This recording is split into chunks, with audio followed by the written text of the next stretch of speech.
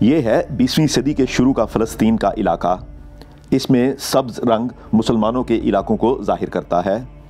12ویں صدی سے لے کر اس وقت تک یہاں مسلمانوں کی اکثریت تھی۔ سن 1918 میں برطانیہ نے اس علاقے پر قبضہ کر لیا اور یورپ سے دھڑا دھڑ صہیونی یہودیوں کو لا کر یہاں آباد کرنا شروع کر دیا۔ 1946 تک یہاں یورپ سے کئی صہیونی یہودی آ کر آباد ہو گئے تھے اور یہ سفید علاقے یہودیوں کی آبادی کو ظاہر کرتے ہیں، جن میں سے کچھ تو انہوں نے خریدے تھے اور باقی زبردستی چھین لیے تھے۔ 1947 میں اقوام متحدہ نے یہاں کے لوگوں سے مشورہ کیے بغیر فلسطین کے 2 ٹکڑے کر ڈالے اور یہ سفید علاقے صہیونی یہودیوں کے سپرد کر دیے۔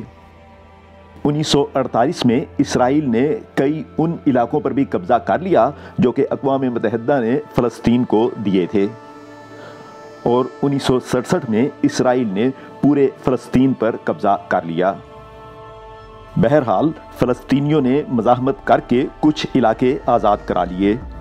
اس وقت فلسطینیوں کے پاس صرف 2 علاقے برائے نام آزاد ہیں، ایک غزہ کی پٹی اور دوسرے دریائے اردن کے مغربی کنارے پر واقع جگہ جگہ پھیلے ہوئے زمین کے ٹکڑے۔ تو جیسا کہ آپ دیکھ سکتے ہیں، فلسطین کا مسئلہ کوئی مشکل یا سمجھ میں نہ آنے والی بات نہیں ہے۔ خاص طور پر غزہ کی پٹی میں پھنسے ہوئے جو 20 لاکھ سے زیادہ بے گناہ مرد، عورتیں اور بچے اس وقت خوراک، پانی، بجلی اور دیگر بنیادی ضروریات زندگی سے محروم ہیں، ان کی مدد کرنے سے دنیا کا کون سا قانون منع کرتا ہے؟